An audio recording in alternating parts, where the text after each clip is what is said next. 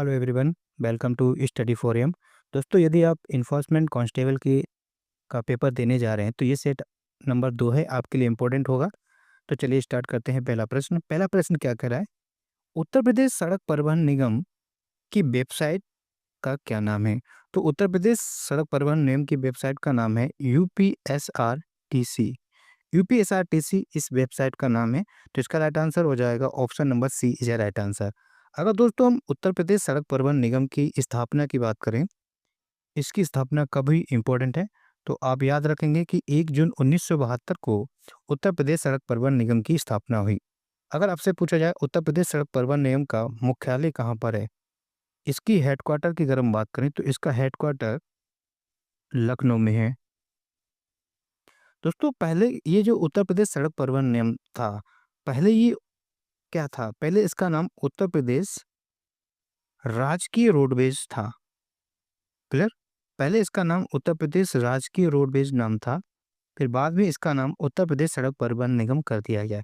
ये जो राजकीय रोडवेज सब है, इन्होंने उत्तर प्रदेश में पहली बस सेवा कब प्रारंभ की? ये भी प्रश्न पूछा जाता है। तो उत्तर प्रदेश में पहली बस सेवा कहाँ से कहाँ तक चली और कब चली, ये बात पूछी जाए तो पहली बस उत्तर प्रदेश में लखनऊ से बाराबंकी चली। लखनऊ से बाराबंकी तक चली, बाराबंकी तक चली, याद रखेंगे। और कब चलाई गई थी? ये 15 मई 1947 को चलाई गई थी। इस बात को याद रखेंगे। क्लियर? तो इस प्रश्न का आंसर हो जाएगा option number C is right answer. बाकी ये जो डिटेल बताइए ये भी याद रखेंगे। बढ़ते हैं नेक्स्ट प्रश्न की तरफ। अगला प्रश्न क्या कह रहा है कि उत्तर प्रदेश में परिवहन और संचार का सबसे अच्छा साधन क्या है? उत्तर प्रदेश में परिवहन और संचार का सबसे अच्छा साधन आप लोग अच्छे से जानते होंगे, ट्रेन सबसे अच्छा साधन है। तो इसका राइट आंसर हो जाएगा option number A is a right answer. बढ़ते हैं प्रश्न नंबर 3 की तरफ। प्रश्न नंबर 3 क्या कह रहा है कि राष्ट्रीय जलमार्ग संख्या 1 कहाँ से कहाँ तक है? यहाँ पर पूछा जा रहा है नेशनल वाटरवे फर्स्ट, ये कहाँ से कहाँ तक है? तो ये आप जानते हैं कि ये प्रयागराज से हल्दिया तक है। प्रयागराज से हल्दिया तक। हल्दिया कहाँ है? हल्दिया आपका पश्चिम बंगाल में है। अगर इस नेशनल वाटरवे की कुल लंबाई की बात की जाए तो इसकी लंबाई टोटल कितनी है अगर ये पूछा जाए तो 1620 किलोमीटर लंबा है, ये याद रखेंगे। इस हिसाब से ये भारत का सबसे लंबा वाटरवे है। भारत का सबसे लंबा वाटरवे है, ये याद रखेंगे। वाटरवे। क्लियर? और ये भारत का सबसे पुराना या यूं कहें भारत का पहला वाटरवे है। क्लियर? भारत का पहला वाटरवे है। और इसको बनाया कब गया? अगर हम बात करें तो इसे वर्ष 1986 में बनाया गया। कब बनाया गया? वर्ष 1986 में इसको राष्ट्रीय जलमार्ग संख्या के रूप में घोषित किया गया। याद रखेंगे। और ये किस नदी पर बना हुआ है? ये आपका गंगा नदी पर बना हुआ, इस बात को भी याद रखेंगे। तो इसका राइट आंसर हो जाएगा option number A is a right answer. पढ़ते हैं प्रश्न नंबर 4 की तरफ। प्रश्न नंबर 4 क्या कह रहा है कि उत्तर प्रदेश राजकीय रोडवेज ने पहली बस सेवा कब प्रारंभ की? इस प्रश्न को हम पहले ही ऊपर डिस्कस कर चुके हैं। ये कब प्रारंभ की? पहली बस सेवा उत्तर प्रदेश में चली 15 मई 1947। इस बात को आपको याद हो जाना चाहिए। और कहाँ से कहाँ तक? लखनऊ से बाराबंकी तक। क्लियर? लखनऊ टू बाराबंकी, इस बात को भी याद रखेंगे। तो इसका राइट आंसर हो जाएगा option number B is right answer 1947। बाकी एग्जैक्ट डेट याद रखेंगे 15 मई 1947। कहाँ से कहाँ तक? लखनऊ टू बाराबंकी। बढ़ते हैं नेक्स्ट प्रश्न की तरफ। प्रश्न नंबर 5 क्या कह रहा है कि उत्तर प्रदेश परिवहन निगम की जनरत बस 3x2 का किराया प्रति किलोमीटर कितना है? इसके अगर हम किराया की अगर हम बात करें तो इसका किराया 1 रुपये 63 पैसा है। कितना है? 1 रुपये 63 पैसा इसका किराया है। इस बात को याद रखेंगे। तो इसका राइट आंसर हो जाएगा option number A is a right answer.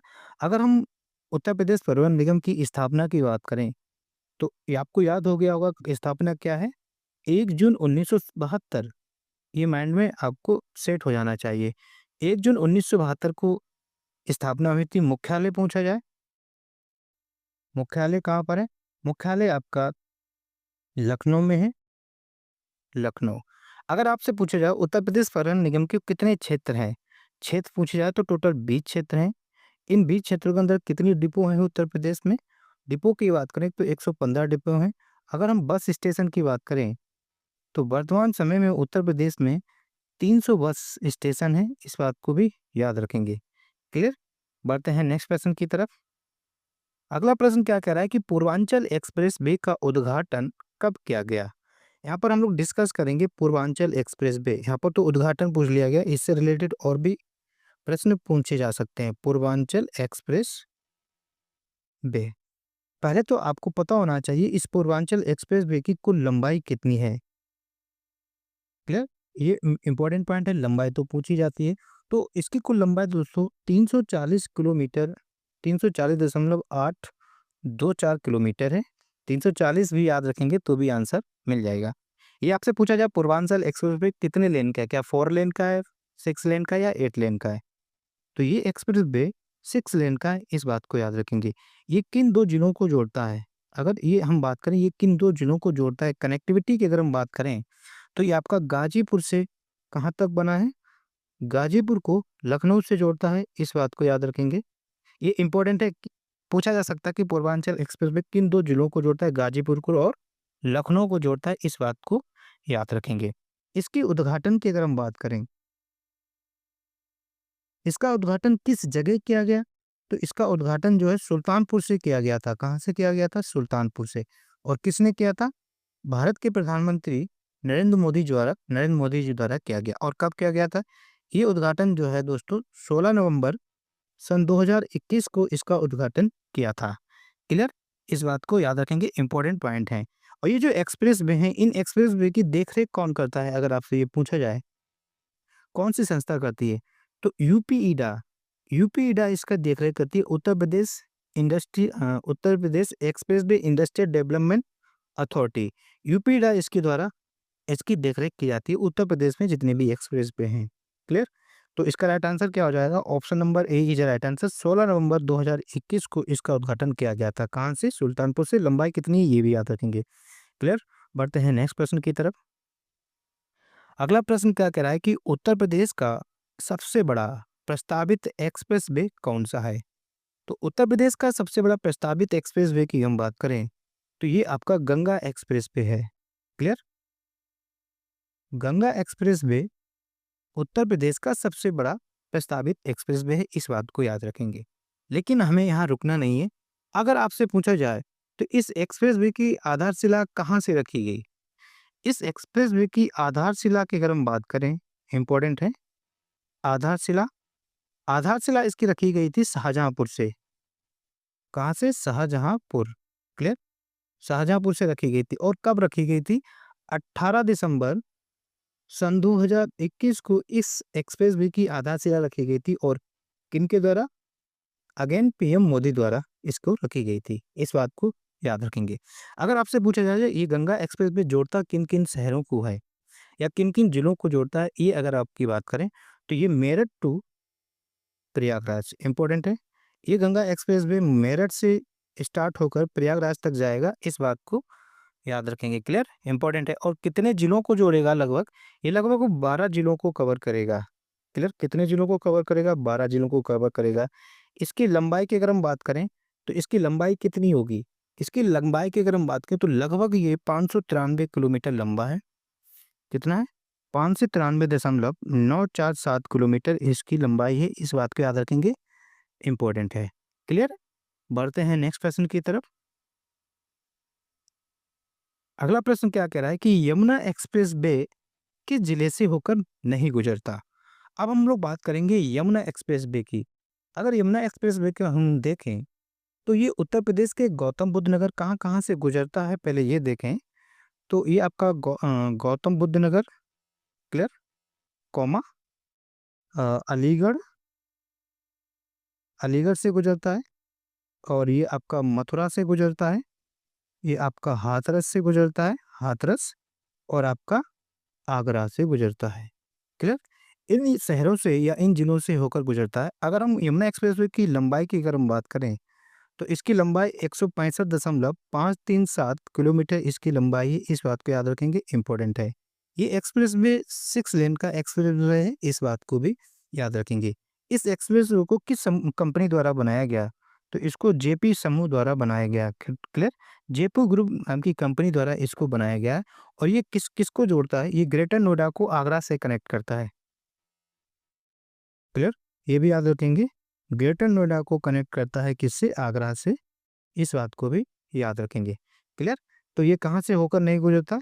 ये आपका बुलंदशहर से होकर नहीं गुजरता। इसका राइट आंसर हो जाएगा option number C is right answer. बढ़ते हैं नेक्स्ट प्रश्न की तरफ। अगला प्रश्न क्या कह रहा है कि नेशनल हाईवे 27 उत्तर प्रदेश के किस जिले से होकर नहीं गुजरता? और यहाँ पर पूछा national highway NH 27 Uttar Pradesh के किस जिले से होकर नहीं गुजरता? अगर हम इसको देखें NH 27 को देखें, ये उत्तर प्रदेश के किन किन जिलों से होकर गुजरता है, ये अगर हम देखें तो ये उत्तर प्रदेश के झांसी जिले से होकर गुजरता है। क्लियर? इसके अलावा ये कानपुर से होकर गुजरता है, कानपुर। आपका लखनऊ से होकर गुजरता है। ये आपका अयोध्या से होकर गुजरता है, अयोध्या से होकर गुजरता है। ये आपका गोरखपुर से होकर गुजरता है, गोरखपुर से होकर गुजरता है। क्लियर? तो ये आपका गोरखपुर से भी होकर गुजरता है, अयोध्या से भी होकर गुजरता है, लखनऊ से भी। इसका राइट आंसर हो जाएगा option number C is A right answer. आपका देवरिया से होकर नहीं गुजरता। अगर इस नेशनल हाईवे की बात करें, नेशनल हाईवे 27 की बात करें, तो इसकी उत्तर प्रदेश में लंबाई कितनी है? क्लियर? इसकी उत्तर प्रदेश में अगर लंबाई देखें तो उत्तर प्रदेश में ये 581 किलोमीटर लंबा है। कितना है? 581 किलोमीटर लंबा है, याद रखेंगे, इंपॉर्टेंट है। अगर इसकी पूरे देश में पूछी जाए, पूरे देश में कुल लंबाई कितनी है, तो पूरे देश में ये 3507 किलोमीटर लंबा है। बहुत लंबा है, काफ़ी इंपॉर्टेंट क्वेश्चन भी बन सकता है यहाँ से। बढ़ते हैं नेक्स्ट प्रश्न की तरफ। प्रश्न नंबर 10 क्या कह रहा है? देखिए नेशनल हाईवे 719 ग्वालियर को उत्तर प्रदेश के किस जिले से जोड़ता है? नेशनल हाईवे 719 ग्वालियर को उत्तर प्रदेश के किस जिले से जोड़ता है? तो ये उत्तर प्रदेश के इटावा से जोड़ता है। क्लियर? किसको जोड़ता है? उत्तर प्रदेश के इटावा को जोड़ता है, इस बात को याद रखेंगे। तो इसका राइट आंसर हो जाएगा option number D is a right answer. Clear? अगर इसकी यूपी में कुल लंबाई देखें तो उत्तर प्रदेश में ये लंबाई 14.125 किलोमीटर है। लेकिन जब हम प्रैक्टिस सेट करते हैं, अगर आप परीक्षा वाले की बुक पढ़ेंगे उत्तर प्रदेश, तो वहाँ पर इसकी लंबाई 14.25 दी गई उत्तर प्रदेश में। लेकिन अब यदि आप यूथ का प्रैक्टिस सेट देखेंगे, वहाँ पर ये 25 किलोमीटर बता रहा है। फिर उसमें ये 25 किलोमीटर दी है। तो ऑप्शन में देख लेना कि जो ऑप्शन हो उस हिसाब से मानेंगे। ये मुझे डाउट है, आपको 14.25 किलोमीटर मारेंगे। गूगल में भी सर्च करेंगे तो आपको 14.25 ही मिलेगा। क्लियर? तो इसका राइट आंसर हो जाएगा option number D is a right answer. Next प्रश्न की हम बात करें, प्रश्न नंबर 11। प्रश्न नंबर 11 क्या कह रहा है कि राष्ट्रीय राजमार्ग 727 ए की लंबाई उत्तर प्रदेश में कितनी है? ये जो राष्ट्रीय राजमार्ग 727 ए की लंबाई उत्तर प्रदेश में पूछी है कितनी है? तो इसकी उत्तर प्रदेश में लंबाई 100 किलोमीटर ये उत्तर प्रदेश में लंबा है। ये उत्तर प्रदेश में कहाँ-कहाँ से गुजरता है, ये अगर हम देखें तो ये उत्तर प्रदेश के गोरखपुर से होकर गुजरता है, उत्तर प्रदेश के देवरिया से होकर गुजरता है, उत्तर प्रदेश के देवरिया से होकर गुजरता है और ये कहाँ पर? सलेमपुर बिहार में एंट्री कर जाता है। क्लियर? तो ये गोरखपुर और देवरिया से पास होता है। इसकी लंबाई 100 किलोमीटर है, इस बात को याद रखेंगे। बढ़ते हैं नेक्स्ट प्रश्न की तरफ। प्रश्न नंबर 12 क्या कह रहा है कि राष्ट्रीय राजमार्ग 30 की लंबाई उत्तर प्रदेश में कितनी है? इसकी लंबाई उत्तर प्रदेश में देखें तो 624 किलोमीटर लंबा है उत्तर प्रदेश में, ये याद रखेंगे। ये राष्ट्रीय राजमार्ग उत्तराखंड से शुरू होता है और आंध्र प्रदेश के इब्राहिमपट्टनम विजयवाड़ा तक ये छोड़ता है। अगर हम इस राजमार्ग की कुल लंबाई की अगर हम बात करें, इस राजमार्ग की टोटल लंबाई, कुल लंबाई 1984.3 किलोमीटर है, जिसमें से उत्तर प्रदेश में ये 624 किलोमीटर की रास्ता तय करता है। क्लियर? तो इसका राइट आंसर क्या हो जाएगा? Option number A is a right answer. 624 kilometre लंबा है, इस बात को याद रखेंगे। क्लियर? तो बढ़ते हैं नेक्स्ट प्रश्न की तरफ। अगला प्रश्न क्या कह रहा है कि राष्ट्रीय राजमार्ग 731 को पहले किस नाम से जाना जाता था? अच्छा प्रश्न है। तो ये जो राष्ट्रीय राजमार्ग है आपका 731, इसको पहले किस नाम से जाना जाता था, यहाँ पर ये पूछा है। तो इसको पहले दोस्तों NH-56 कहा जाता था। इसका पुराना नाम क्या है? NH-56 इसका पुराना नाम है। क्लियर? अगर हम इस राजमार्ग की उत्तर प्रदेश में कुल लंबाई देखें, यूपी में लंबाई अगर हम देखें, उत्तर प्रदेश में लंबाई, उत्तर प्रदेश में इसकी लंबाई पूछी जा सकती है, तो 551.10 किलोमीटर इसकी उत्तर प्रदेश में कुल लंबाई है। क्लियर? बढ़ते हैं नेक्स्ट क्वेश्चन की तरफ। अगला प्रश्न क्या कह रहा है? राष्ट्रीय राजमार्ग संख्या 335 को पहले किस नाम से जाना जाता था? राष्ट्रीय राजमार्ग संख्या 335 को पहले NH 232 के नाम से जाना जाता था। किसके नाम से जाना जाता? NH 232 के नाम से जाना जाता था। और इसकी उत्तर प्रदेश में लंबाई पूछी जाए, ये इंपॉर्टेंट है, लंबाइयाँ इनकी पूछी जाती है कि उत्तर प्रदेश में ये कितनी दूरी कवर करता है। उत्तर प्रदेश की इसकी लंबाई 116 किलोमीटर है, इस बात को याद रखेंगे। ये कहाँ से होकर जाता है उत्तर प्रदेश में अगर हम बात करें, तो उत्तर प्रदेश की ये बांदा जिले से होकर जाता है, फतेहपुर और आपका लालगंज। क्लियर? ये याद रखेंगे। बढ़ते हैं नेक्स्ट प्रश्न की तरफ। अगला प्रश्न क्या कह रहा है कि जिला मार्ग क्या होता है? ये जिला मार्ग है क्या?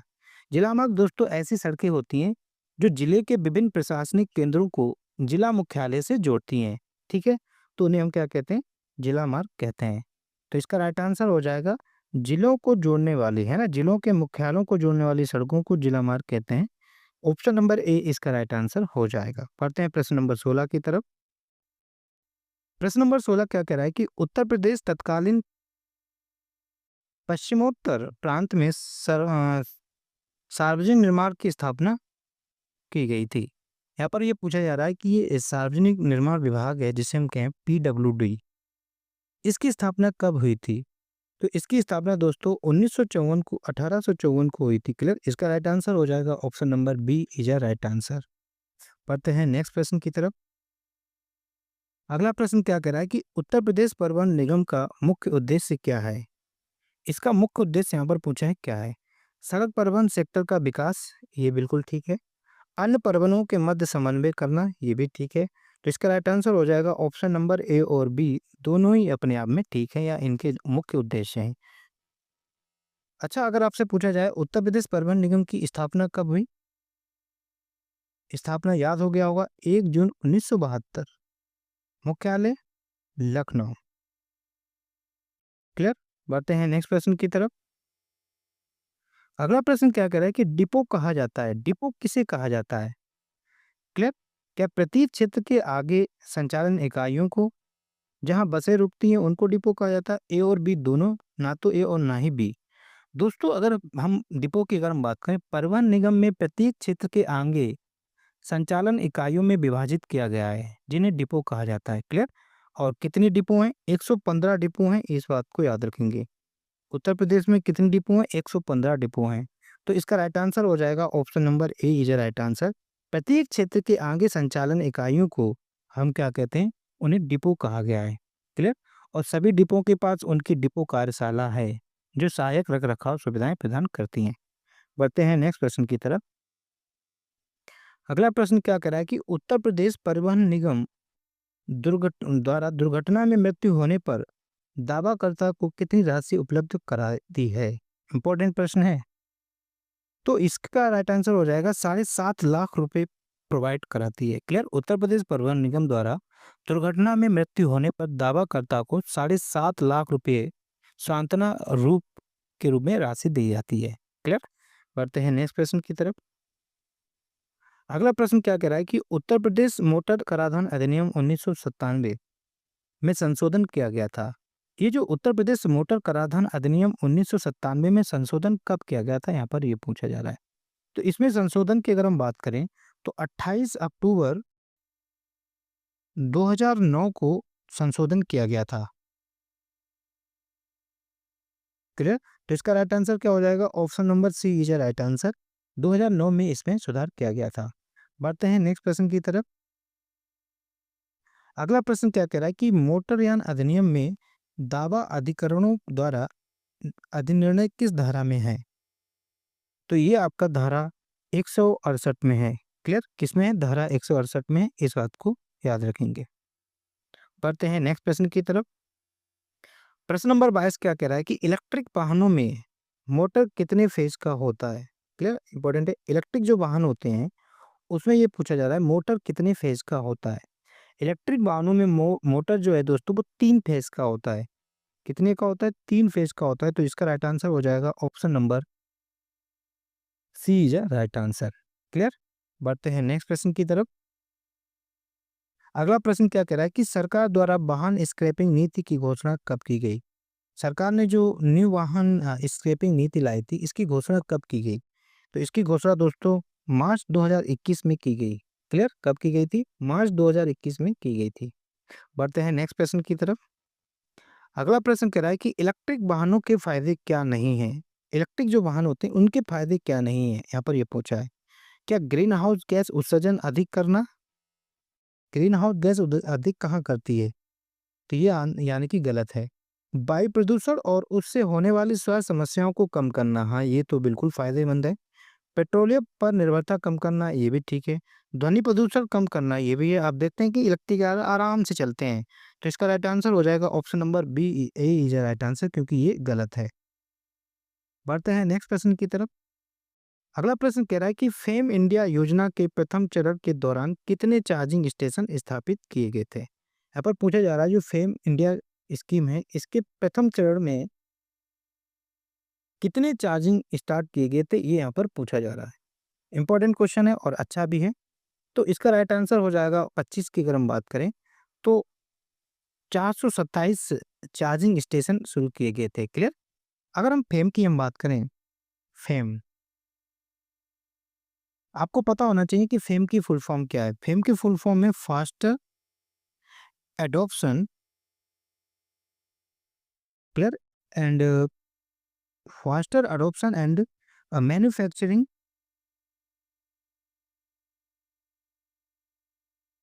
Manufacturing of hybrid and electric vehicle. Clear, and electric vehicle, इस बात को याद रखेंगे। इसका जो फर्स्ट चरण था, पहला फेज जो था वो कब स्टार्ट किया गया? इसका पहला चरण 1 अप्रैल 2015 को स्टार्ट किया गया था। जबकि इसका सेकेंड फेज की अगर हम बात करें, दूसरा चरण जो स्टार्ट किया गया था ये 1 अप्रैल 2019 को किया गया था। इस बात को भी याद रखेंगे। क्लियर, और ये किस फेम योजना जो है वो किस मंत्रालय की योजना है, ये आपसे पूछा जाए। आफ्टर ऑल ये किस मंत्रालय की योजना है? तो ये भारी उद्योग मंत्रालय की योजना है। इस बात को भी याद रखेंगे। भारी उद्योग मंत्रालय की एक योजना है। क्लियर, इंपॉर्टेंट है। बढ़ते हैं नेक्स्ट प्रश्न की तरफ। अगला प्रश्न क्या कह रहा है कि किस प्रदूषक के से हृदय वाहिका प्रभावित होती है? इनमें से कौन सा प्रदूषक है जिससे हृदय वाहिका प्रभावित होती है? दोस्तों कार्बन मोनोऑक्साइड, इसका राइट आंसर हो जाएगा कार्बन मोनोऑक्साइड। क्लियर, ये ऑक्सीजन के वहन को कम कर देता है। बढ़ते हैं नेक्स्ट प्रश्न की तरफ। प्रश्न नंबर 27 क्या कह रहा है कि विश्व के प्रदूषित राजधानियों में भारत की राजधानी दिल्ली किस स्थान पर है? विश्व में जितनी भी राजधानियां उनमें से अपने अपने भारत की राजधानी की पोजीशन क्या है, यहाँ पर ये पूछा है किस स्थिति में है। तो भारत जो है प्रदूषण के मामले में राजधानी उत्तर प्रदेश की दूसरे नंबर पर है। क्लियर, बढ़ते हैं नेक्स्ट प्रश्न की तरफ। अगला प्रश्न क्या कह रहा है कि पेट्रोल और डीजल जैसे ईंधन का अपूर्ण दहन दहन देता है। क्लियर, पेट्रोल और डीजल जैसे ईंधन का अपूर्ण दहन देता है, क्या देता है? क्या वो आपका नाइट्रोजन ऑक्साइड देता है, सल्फर डाइऑक्साइड देता है, कार्बन मोनोऑक्साइड देता है, या कार्बन डाइऑक्साइड देता है? तो ये आपका क्या देता है? कार्बन मोनोऑक्साइड देता है। क्लियर जी, इस कार्बन मोनोऑक्साइड का फॉर्मूला की पूछा जाए तो CO होता है। इसे दम घोटू गैस भी कहते हैं। क्लियर, क्या कहते हैं? दम घोटू गैस भी कहते हैं। इस बात को भी याद रखेंगे। बढ़ते हैं नेक्स्ट प्रश्न की तरफ। भारत सरकार द्वारा राष्ट्रीय वाहन नीति कब घोषित की गई? भारत सरकार द्वारा राष्ट्रीय वाहन नीति की अगर हम बात करें तो ये 2003 में घोषित की गई। क्लियर, कब की गई? 2003 में की गई। इस बात को याद रखेंगे। बढ़ते हैं नेक्स्ट प्रश्न की तरफ। अगला प्रश्न कह रहा है कि प्राथमिक प्रदूषक गैस है, इनमें से कौन सी गैस प्राथमिक प्रदूषक है? तो आपका कार्बन डाइऑक्साइड, कार्बन मोनोऑक्साइड और सल्फर डाइऑक्साइड, ये सभी गैस हैं प्राथमिक प्रदूषक गैस होती हैं। Option number A is right answer. लेकिन इनमें इंपॉर्टेंट गैस कौन सी सबसे ज़्यादा प्रदूषण करती है, जिसका अकेला का 50% योगदान होता है, वो कार्बन मोनोऑक्साइड का होता है। इस बात को भी याद रखेंगे। बहुत ज़्यादा डिटेल में नहीं आ रहे हैं क्योंकि आपके पास कम समय है, तो ज़्यादा से कम समय में ज़्यादा से ज़्यादा क्वेश्चन आप करके जाएँ, ये उद्देश्य है। ठीक है? क्वेश्चन नंबर 31 क्या कह रहा है कि किस कानून के द्वारा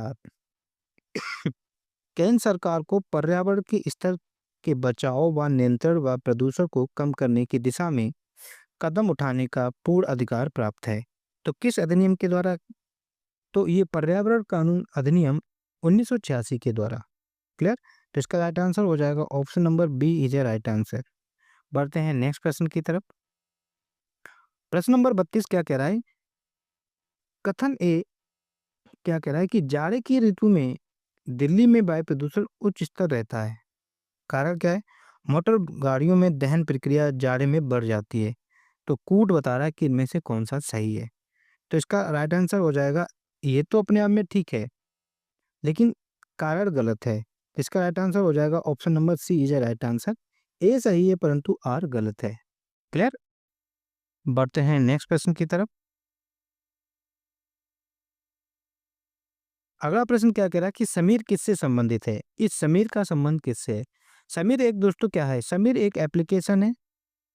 समीर ऐप है जो वायु प्रदूषण गतिविधियों के खिलाफ शिकायत दर्ज करने के प्रावधान के साथ वायु गुणवत्ता की जानकारी देता है। तो ये आपका वायु प्रदूषण और वायु गुणवत्ता इन दोनों ही से संबंधित है। तो इसका राइट आंसर हो जाएगा option number C is A right answer. बढ़ते हैं नेक्स्ट प्रश्न की तरफ। प्रश्न नंबर 34 क्या कह रहा है? जल प्रदूषण निवारण एवं नियंत्रण अधिनियम कब पारित किया गया? तो ये जल प्रदूषण अधिनियम जो है ये आपका 1974 में पारित किया गया था। इसका राइट आंसर हो जाएगा option number A is a right answer. बढ़ते हैं 35 की तरफ। नवीन स्क्रैपिंग पॉलिसी के तहत कॉमर्शियल वाहन खरीदने पर कितने प्रतिशत तक छूट दी जा सकती है? क्लियर? तो अगर आप नवीन पॉलिसी के अंतर्गत कोई कॉमर्शियल वाहन खरीदते हैं तो आपको 15% तक की छूट दी जाएगी। कितनी दी जाएगी? 15%। इसका राइट आंसर हो जाएगा। बढ़ते हैं प्रश्न नंबर 36 की तरफ। उत्तर प्रदेश सरकार द्वारा नई ओल्ड व्हीकल स्क्रैपिंग पॉलिसी के तहत 20 साल पुराने वाहनों पर कितना प्रतिशत सरकार द्वारा छूट दिया जाएगा?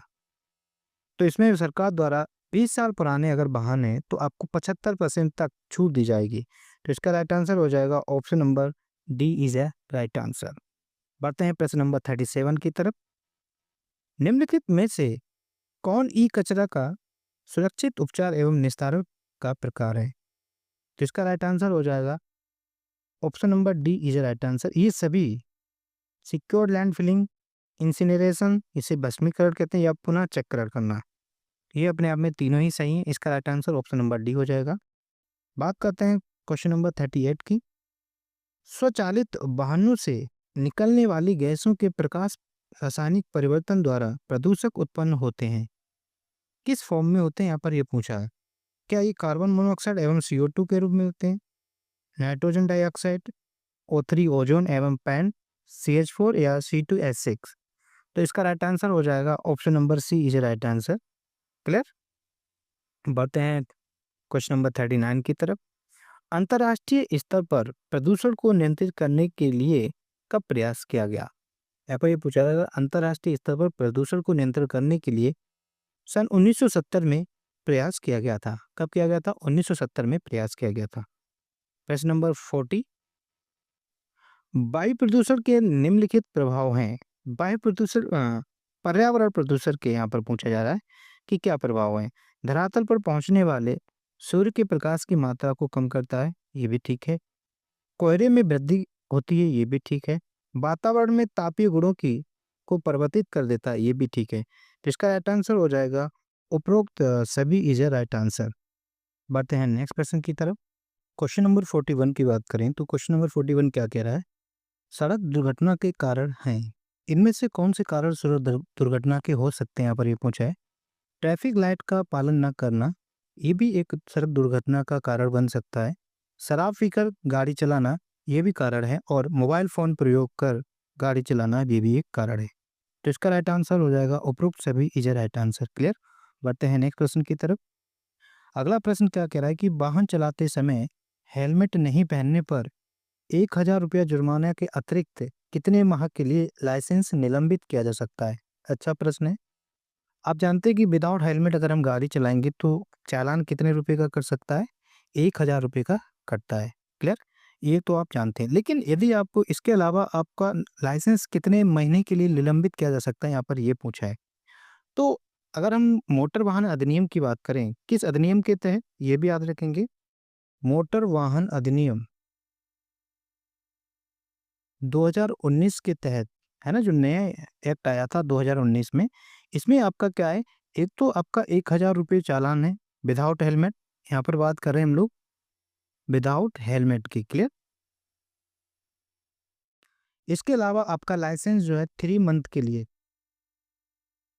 3 माह के लिए लाइसेंस भी रद्द किया जा सकता है, इस बात को याद रखेंगे। तो इसका राइट आंसर हो जाएगा option number B is A right answer.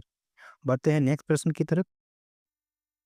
प्रश्न नंबर 43 क्या कह रहा है कि ब्रासीलिया सड़क सुरक्षा घोषणा हस्ताक्षरकर्ता भारत कब बना? ये जो ब्रासीलिया घोषणा है, पहले तो याद रखेंगे कि ब्रासीलिया घोषणा का संबंध किससे है? सड़क सुरक्षा से है, इस बात को याद रखेंगे। यहाँ पर तो ये दे दिया, लेकिन अल्टीमेटली ये पूछा जा सकता है कि ब्रासीलिया घोषणा का संबंध किससे है? सड़क सुरक्षा से, इस बात को याद रखेंगे। ये इसका भारत जो है 2015 में सदस्य बना था, ठीक? या हस्ताक्षरकर्ता बना। तो इसका राइट आंसर हो जाएगा option number A is a right answer. ये ब्राजीलिया सड़क सुरक्षा घोषणा हुई कहाँ पर थी? ये ब्राजील में हुई थी। क्लियर? ब्राजील में हुई थी। क्लियर? ब्राजील की राजधानी ब्राजीलिया में हुई थी। और कब हुई थी ये? 18-19 नवंबर 2015 को ये वहाँ पर एक दूसरा उच्च स्तरीय सड़क सुरक्षा सम्मेलन आयोजित किया गया था। क्लियर? और इसका सह प्रायोजक जो था वो WTO वर्ल्ड हेल्थ ऑर्गेनाइजेशन था, ठीक? WHO इसका सह प्रायोजक था, इस बात को भी याद रखेंगे। बढ़ते हैं नेक्स्ट प्रश्न की तरफ। अगला प्रश्न क्या कह रहा है कि जनपद सड़कें बनाई जाती हैं। ये जो जनपद सड़कें होती हैं या डिस्ट्रिक्ट रोड, वो क्या विधायक द्वारा बनाई जाती हैं, केंद्र सरकार द्वारा बनाई जाती हैं, राज्य सरकार द्वारा बनाई जाती हैं या जिला परिषद द्वारा बनाई जाती हैं? तो दोस्तों, जो जनपदीय सड़कों का निर्माण व रखरखाव की जिम्मेदारी किसकी होती है? जिला परिषद की होती है। इसका राइट आंसर हो जाएगा जिला परिषद। जिला सड़कें होती क्या हैं? जिला सड़कें जिला के विभिन्न स्थानों को जिला मुख्यालय या राजमार्गों से जोड़ती हैं, इस बात को याद रखेंगे। डेफिनेशन पूछी जा सकती है। बढ़ते हैं नेक्स्ट प्रश्न की तरफ। अगला प्रश्न क्या कह रहा है कि माल ढुलाई के लिए उपयोग किए जाने वाले वाहनों हेतु एक्सप्रेस वे पर अधिकतम गति सीमा निर्धारित है। ये पूछा जा रहा है कि जो ऐसे वाहन जिनका हम माल ढुलाई के रूप में इस्तेमाल करते हैं, उनके लिए एक्सप्रेस वे में अधिकतम सीमा 80 किलोमीटर प्रति घंटा है, ये याद रखेंगे। क्लियर? तो इसका राइट आंसर हो जाएगा option number C is a right answer. बढ़ते हैं नेक्स्ट प्रश्न की तरफ। अगला प्रश्न क्या कह रहा है कि हॉर्न का प्रयोग करना वर्जित है। कहाँ पर? अस्पताल के पास, अदालत के पास, दोनों के पास या उपरोक्त में से कोई नहीं। तो दोस्तों, आप ना ही अस्पताल के पास हॉर्न बजा सकते हैं और ना ही आप अदालत के पास हॉर्न बजा सकते हैं। तो यहाँ पर दोनों ही जगह हॉर्न बजाना वर्जित है। क्लियर? बढ़ते हैं नेक्स्ट प्रश्न की तरफ। अगला प्रश्न क्या कह रहा है कि पार्किंग कहाँ प्रतिबंधित है? आप पार्किंग कहाँ नहीं कर सकते, यहाँ पर ये पूछा है। पगडंडी या फुटपाथ पर, वन वे रोड पर, मुख्य सड़क पर या हर जगह अनुमति है? अगर हम बात करें तो आप किसी भी पगडंडी या फुटपाथ पर बाहर वाहन खड़ा करने से मार्ग बाधित हो जाता है। इसलिए इसका राइट आंसर हो जाएगा option number A is a right answer. Footpath पर गाड़ी खड़ा करना प्रतिबंधित है। क्लियर? बढ़ते हैं नेक्स्ट प्रश्न की तरफ। अगला प्रश्न क्या कह रहा है कि वाहन की नंबर प्लेट कैसी होनी चाहिए? जो वाहनों की नंबर प्लेट है वो कैसी होनी चाहिए? अंग्रेजी अंकों के साथ अरबी में होनी चाहिए या हिंदी में होनी चाहिए या फिर स्थानीय भाषा में होनी चाहिए या फिर अंग्रेजी अरबी अंकों के साथ अंग्रेजी में होना चाहिए? तो इसका राइट आंसर हो जाएगा option number D is a right answer. Number plate जो है वो अरबी के अंकों के साथ अंग्रेजी भाषा में होनी चाहिए। क्लियर? बढ़ते हैं नेक्स्ट क्वेश्चन की तरफ। अगला प्रश्न क्या कह रहा है कि काले रंग का नंबर प्लेट जारी किया जाता है। ये काले रंग का नंबर प्लेट जो है वो जारी किया जाता है व्यावसायिक लग्जरी वाहन को किया जाता है या राष्ट्रपति के वाहन को? राष्ट्रपति वगैरह तो के प्लेट जो है ना वो रेड लाल कलर के होते हैं। सैन्य वाहन के या फायर ब्रिगेड के वाहनों को? अच्छा प्रश्न है, इंपॉर्टेंट है। तो आपके जो व्यावसायिक लग्जरी वाहन होते हैं, उनको काले रंग की नंबर प्लेट जारी की जाती है। क्लियर? तो याद रखेंगे। जैसे कि अगर हम बात करें व्यावसायिक लग्जरी वाहन, जैसे किसी होटल द्वारा किराए के चालक के माध्यम से चलाया जाता है। ऐसे वाहन की नंबर प्लेट काला होता है, जिसे पीले अक्षरों में लिखा जाता है। प्लेट तो काली होती है, बट इसको लिखे कैसे भी जाता है? पीले अक्षरों में लिखा जाता है।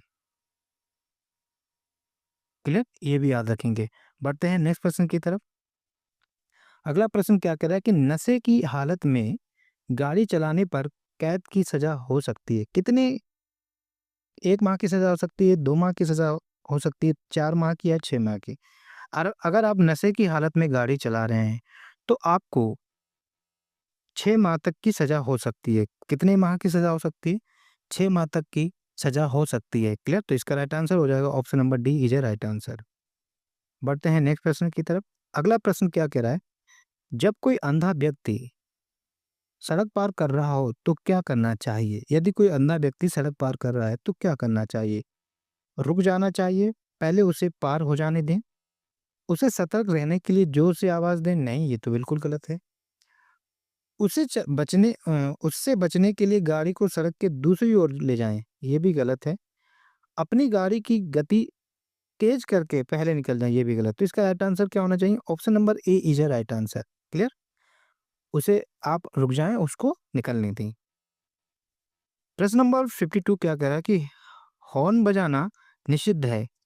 हॉर्न बजाना कहाँ निषिद्ध है? अदालत के सामने, पुलिस स्टेशन के सामने, विद्यालय के सामने या पशुओं के सामने। अभी-अभी हम लोगों ने पढ़ा था कि हॉर्न जो है आप ना ही अस्पताल के सामने बजा सकते हैं और ना ही अदालत के सामने। तो इसका राइट आंसर क्या हो जाएगा? Option number A is a right answer. अदालत के सामने आप हॉर्न नहीं बजा सकते। बढ़ते हैं नेक्स्ट प्रश्न की तरफ।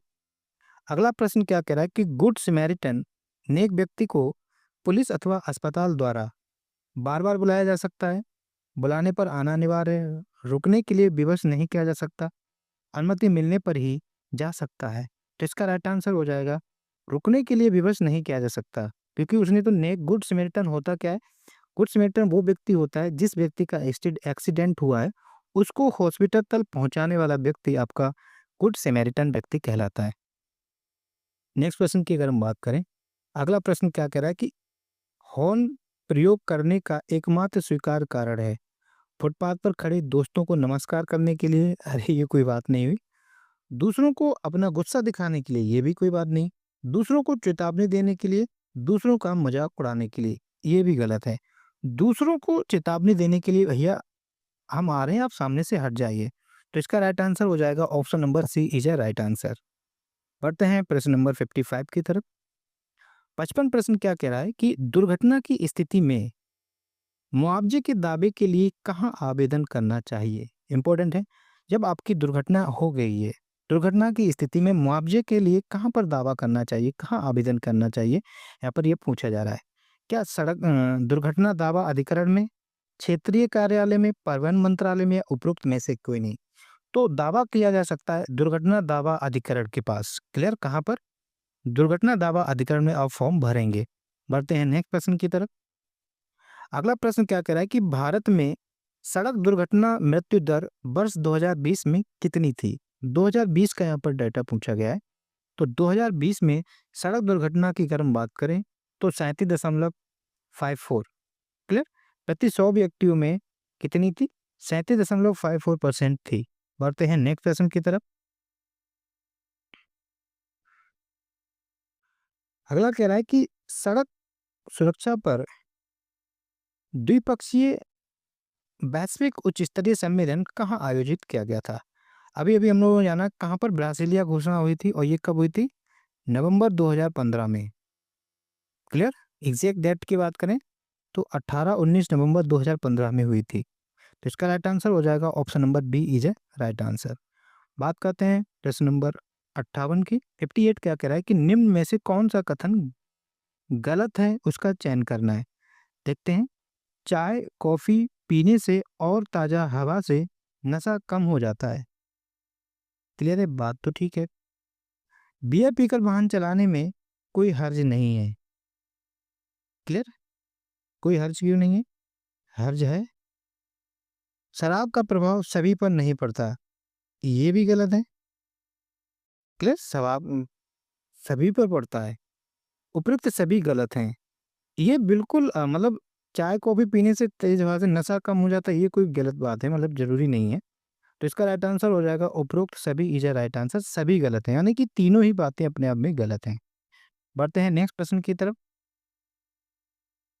प्रश्न नंबर 59 क्या कह रहा है कि पानी भरे हुए रास्ते से गुजरते समय निम्न में से क्या करना चाहिए? यदि कोई रास्ता ऐसा है जहाँ पानी भरा हुआ है, तो पानी में घुसने से पहले वाहन को पहले या दूसरे गियर में कर लें, गहरे पानी में गाड़ी का गियर ना बदलें, एक्सीलरेटर का लगातार प्रयोग करें, उपयुक्त सभी। तो ये सभी चीज़ों का इस्तेमाल करना चाहिए। ऑप्शन नंबर डी इसका राइट आंसर हो जाएगा। बढ़ते हैं प्रश्न नंबर 60 की तरफ। प्रश्न नंबर 60 क्या कह रहा है कि मोटरयान अधिनियम के अनुसार शरीर के प्रति 100 ml खून में अल्कोहल होना चाहिए। ये जो अधिनियम है, मोटर वाहन अधिनियम, ये कह रहा है कि 100 ml खून के में लगभग कितना अल्कोहल होना चाहिए, यहाँ पर पूछा जा रहा है। तो 30 ml होना चाहिए। क्लियर? 30 ml से अधिक नहीं होना चाहिए, इस बात को याद रखेंगे। प्रश्न नंबर 61 की अगर हम बात करें, खतरनाक पदार्थों के परिवहन के समय चालक को क्या करना चाहिए? खतरनाक पदार्थ के बारे में पूरी जानकारी होनी चाहिए, मार्ग का नक्शा होना चाहिए, वैध परमिट व रजिस्ट्रेशन होना चाहिए या उपरोक्त सभी। इसका राइट आंसर हो जाएगा उपरोक्त सभी इज अ राइट आंसर। बढ़ते हैं नेक्स्ट प्रश्न की तरफ। अगला प्रश्न कह रहा है कि उत्तर प्रदेश राज्य परिवहन निगम द्वारा एआई का प्रयोग किस रूप में किया जाता है? टक्कर रोधी प्रणाली के लिए, पथ दिशा एआई ऐप, ग्राहक सहायता के लिए चैटबॉट या कोई नहीं। इसका राइट आंसर हो जाएगा टक्कर रोधी प्रणाली के लिए। Option number A is a right answer. बढ़ते हैं नेक्स्ट प्रश्न की तरफ। अगला प्रश्न क्या कह रहा है कि सूचना प्रौद्योगिकी परिवहन क्षेत्र को किस प्रकार से प्रभावित करती है? ये कह रहा है कि ये सूचना प्रौद्योगिकी है, ये परिवहन क्षेत्र को किस प्रकार से प्रभावित करती है? बेहद बेहतर स्थिरता, मार्ग अनुकूलन सॉफ्टवेयर, ट्रैकिंग व्यवस्था या उपरोक्त सभी। इसका राइट आंसर हो जाएगा उपरोक्त सभी तरीकों से प्रभावित करता है। बढ़ते हैं नेक्स्ट प्रश्न की तरफ। प्रश्न नंबर 64 क्या कह रहा है? साथी 4.0 का राष्ट्रीय डेटा सेंटर किस शहर में स्थित है? इसका डेटा जो है साथी 4.0 का डेटा हैदराबाद में स्थित है, इसको याद रखेंगे। क्लियर? बढ़ते हैं नेक्स्ट प्रश्न की तरफ। साथी का संबंध किससे? वाहनों के लिए एप्लीकेशन से, ड्राइविंग लाइसेंस के लिए एप्लीकेशन से, प्रवर्तन के लिए या कोई नहीं। तो इसका संबंध जो है ड्राइविंग लाइसेंस के लिए एप्लीकेशन से संबंध है। सारथी का संबंध किससे? याद रखेंगे। बढ़ते हैं 66 नंबर प्रश्न। किस तारीख से पहले वाहनों के लिए high security registration plate HSRP की यहाँ पर बात कर रहा है, लगवाने के लिए अनिवार्यता का समाप्त कर दिया गया है। ये कहा है कि इतनी तारीख तक आप HSRP प्लेट लगवा लें। तो ये 1 अप्रैल 2019 तक है। क्लियर? बढ़ते हैं नेक्स्ट प्रश्न की तरफ। अगला प्रश्न कह रहा है कि BH सीरीज, जिसे हम भारत सीरीज कहते हैं, BH सीरीज नंबर के वाहन से वाहन मालिकों को क्या फायदा होते हैं? BH सीरीज नंबर से वाहन मालिकों को क्या फायदा होते हैं, ये यहाँ पर पूछा है। वाहन मालिक एक ही नंबर का प्रयोग करके पूरे भारत में घूम सकता है, दूसरे राज्यों में रहने के लिए मान्य नहीं है, ये सभी नागरिकों के लिए, ये भी गलत है, उपरोक्त में से कोई नहीं। इसका राइट आंसर हो जाएगा ऑप्शन नंबर ए। BH का मतलब होता है भारत सीरीज नंबर, तो ये पूरे भारत में भ्रमण कर सकते हैं। इसका राइट आंसर हो जाएगा option number A is a right answer. प्रश्न नंबर 68 क्या कह रहा है? नीले रंग की प्लेट नंबर प्लेट किसे प्रदान की जाती है? क्लियर? ये नंबर प्लेटों को कलर वाले भी याद रखेंगे। तो नीले रंग की नंबर प्लेट जो है वो आपके विदेशी प्रतिनिधि या राजदूत को दी जाती है। Option number A is a right answer. Clear?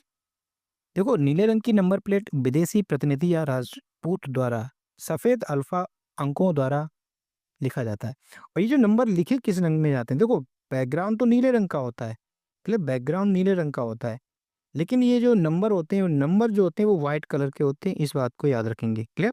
इनकी प्लेट नीले रंग की होती है बट नंबर व्हाइट कलर के लिखे जाते हैं, इस बात को याद रखेंगे। क्लियर? बढ़ते हैं नेक्स्ट प्रश्न की तरफ।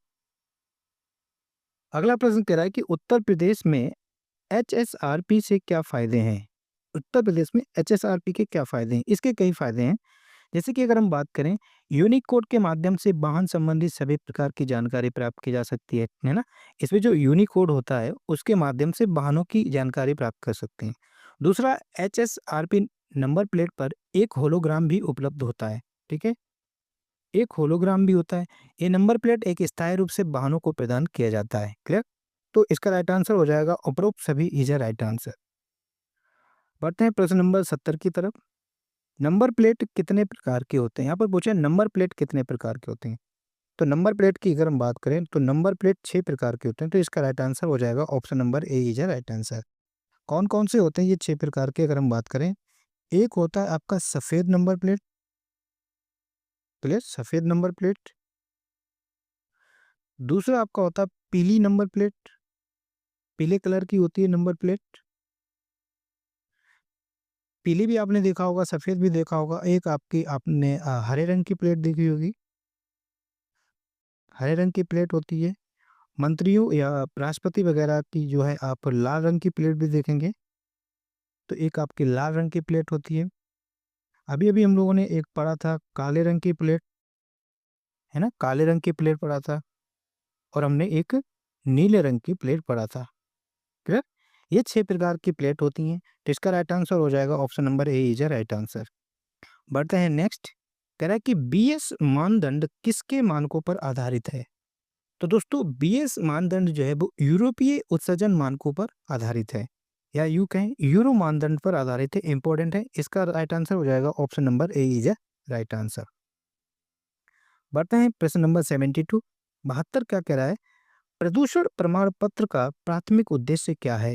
ये प्रदूषण प्रमाण पत्र का प्राथमिक उद्देश्य क्या है, यहाँ पर ये पूछा गया है। तो अगर हम बात करें, वाहन मानक के अंदर प्रदूषण कर रहे हैं, ये है, तो इसका right answer option number A हो जाएगा, क्लियर? बढ़ते हैं 73। पेट्रोल चालित वाहनों से मुख्यतः कौन सी गैस निकलती है? जो पेट्रोल से चलने वाले वाहन होते हैं, उनमें से पूछा जा रहा है कि मुख्यतः कौन सी गैस निकलती है? कार्बन मोनोऑक्साइड भी निकलता है, हाइड्रोजन भी निकलता है। ऑप्शन नंबर बी सी इसका राइट आंसर हो जाएगा। ए और B is a right answer. बढ़ते हैं नेक्स्ट प्रश्न की तरफ। अगला प्रश्न क्या कह रहा है कि लाइसेंस के खो जाने पर डुप्लीकेट लाइसेंस प्राप्त करने के लिए क्या औपचारिकताएं पूरी करनी पड़ती हैं? क्या औपचारिकताएं पूरी करनी पड़ती हैं, यहाँ पर पूछा जा रहा है। अगर आपका लाइसेंस खो जाता है तो आपको क्या और आगे प्रोसेस करनी होती है डुप्लीकेट लाइसेंस प्राप्त करने के लिए? पुलिस स्टेशन में लिखित रिपोर्ट देनी पड़ती है, फॉर्म नंबर 6 में निवेदन पत्र भरना पड़ता है, उम्र व पता प्रमाण पत्र पड़ता है, या उपरोक्त सभी?